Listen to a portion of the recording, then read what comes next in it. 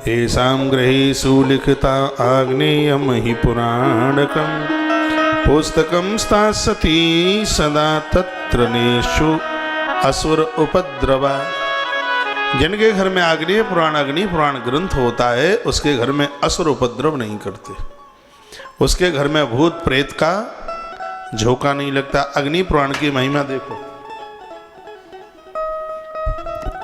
आपको मालूम है पहले के समय में लोगों को भूत ज्यादा आ जाते थे, भूत खेलते थे उनके ऊपर, भूत खेले तो उनके थूतरे के सामने आग का कंडा जलाकर उसके ऊपर ऐसे कुछ डाल करके उसको धूनी दी जाती थी, अग्नि की आग की धूनी। अग्नि के बिना तो काम चल ही नहीं सकता। कभी ये गैयाएं हमारे रौंथ नहीं करती, जब कभी इनको अपच होती है तो हम लोग क्या करते हैं, आग का उपला कंडा जलाकर उस पर अजवाइन डाल करके इनको धुनी देते हैं, धुनी दो इनको। तो भैया जब ये अग्नि देवता गाय और भैंस की भी भैया उनकी झपकी खोल दें तो अग्नि देवता हमारी और आपकी क्यों नहीं खोल पाएंगे। अग्निदेव इस ग्रंथ की कथा से इतने प्रसन्न होते हैं, और ये बात मैंने पूर्व में भी बोली और फिर बोलूंगा। मृत्यु के समय पर हमारी भारतीय सनातन संस्कृति में पार्थिव संस्कार की बहुत बड़ी महिमा है। पूर्व में मैंने कभी बोला होगा, गरुड़ पुराण के माध्यम से हो सकता है बोला हो, प्रभु से कभी यह विनम्रता के साथ प्रार्थना कीजिए, हे भगवान और तो कुछ नहीं चाह रहे हम, अंत समय में मैं माँ बाबू जी के पास में रहूं, ये भगवान को बोलिएगा। छोटे समय पर पुत्र का मस्तिष्क पिता की गोद में होता है और अंत में पिता का मस्तिष्क पुत्र की गोद में होता है।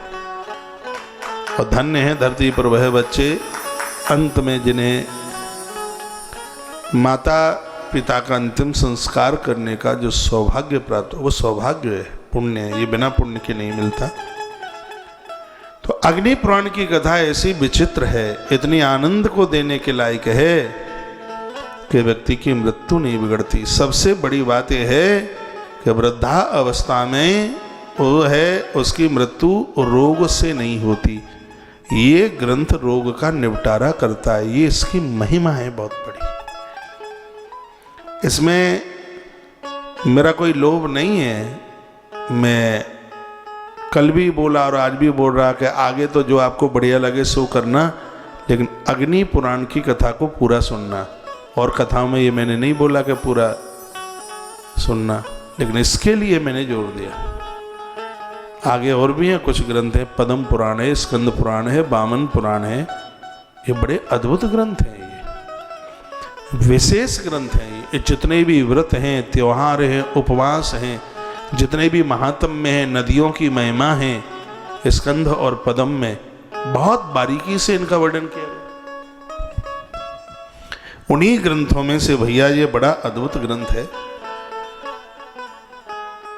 जहां संपूर्ण सृष्टि की रचना का वर्णन किया है। वहां कहा कि धरती की जरूरत है तो पानी 3 गुना और ज्यादा चाहिए,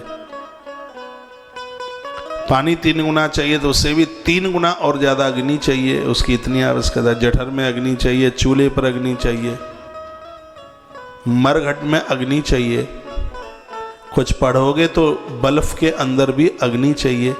ये प्रकाश अग्नि की तन्मात्रा ही तो है। हमारे यहाँ 5 महाभूत हैं, धरती आकाश जल अग्नि और वायु, ये 5 हैं। इसको कहते हैं 5 महाभूत। इन 5 महाभूतों की 5 तन्मात्राएं हैं। आकाश की तन्मात्रा है शब्द, यानी जो हम बोलते हैं ये शब्द आकाश से बना है। वायु की तन्मात्रा है स्पर्श। हवा दिखती नहीं है लेकिन चमड़ी को उसका अनुभव जरूर होता है कि हवा लग रही है हमें। कभी आप एसी चलाइए, पंखा चलाइए, तो हवा लग रही है कि नहीं लग रही है ये आपकी त्वचा बता पाएगी। त्वचा को अनुभव इसका होता है, स्पर्श। तो ये तन्मात्रा हवा की है, वायु की है। उसी प्रकार से अब रही अग्नि। अग्नि की तन मात्रा है, उसका नाम है प्रकाश है। टोटली जितना इस ग्रंथ में तो यहाँ तक लिखा है कि सूर्य नारायण भगवान के पास भी प्रकाश है, वो भगवान अग्निदेव का है। 49 प्रकार के 49 प्रकार के पवनों का वर्णन किया है, तो 49 प्रकार के पावक का वर्णन किया है। 49 प्रकार के अग्नि का वर्णन है इस ग्रंथ में। जल की तन्मात्रा है रस, धरती की तन्मात्रा है गंध। धरती से जो पैदा हुआ है उसमें सुगंधी दुर्गंधी जरूर आएगी, ऐसी कोई चीज नहीं है। सोना भी निकलेगा, तपाओगे तो उसमें से भी आएगी बिल्कुल, क्योंकि धरती का गुण है, धरती की तन्मात्रा है। भगवान वराह देवता जब धरती का पता लगाने को जा रहे थे, इसलिए तो ब्रह्मा की नाक से प्रकट हुए, क्योंकि धरती के गुण का पता तो नाक, फूल में से खुशबू लेनी है तो कान पर थोड़ी लगाएंगे, उसको नाक पर लगाएंगे। इसलिए भगवान ब्रह्मा की नाक से प्रकट हो गए, क्यों? धरती का गुण है गंध। तो अग्नि का जो गुण है वो प्रकाश है। बंधुवर, मातृशक्ति मेरी पूज्य माताओं, अग्नि के बिना काम नहीं चलता। किम तीर्थै गो प्रदानैर्वा किम यज्ञै किम उपोषितै आग्नेयं यहि शृण्वन्ति अन्यायानि मानवा। इस श्लोक का अर्थ है, तीर्थ में भ्रमण करने से, गौ माता का दान देने से और यज्ञ करने से जो फल की प्राप्ति होती है, अग्नि पुराण की कथा सुनने का वही महात्म्य है, कम नहीं है, वही महात्म्य है। अग्नि पुराण की कथा कराने का मतलब तो इसमें लिखा ही है, जो मैंने आते ही आपको सुनाया, कपिलानाम सते दत्ते यद भवे यष्ट पुष्करे। पुष्कर जैसी धरती पर 100 कपिला गैया का दान करना उतना फल है। इतनी बड़ी महिमा है इसकी। तो तीर्थ, दान, पुण्य, यज्ञ, इनसे जो फल मिलता है, आग्नेय में ही शृण्वन्ति अहनीयस्तस्त मानवा।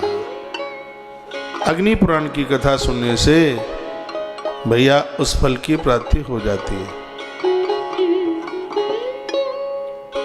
यो ददाति तलः प्रस्थं सुवर्णस्य चमाशकम् शृणोति श्लोक एकम च आग्नेयस्य तदाप्नुयात्।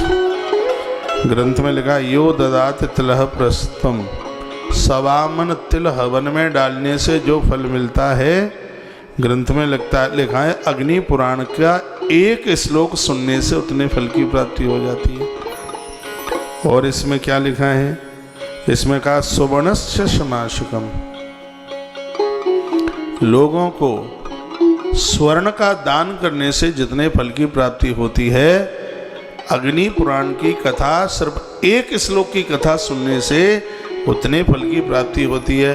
और कहीं 15,000 श्लोक सुन लें फिर तो बात ही अलग है। ये तो एक श्लोक की महिमा है।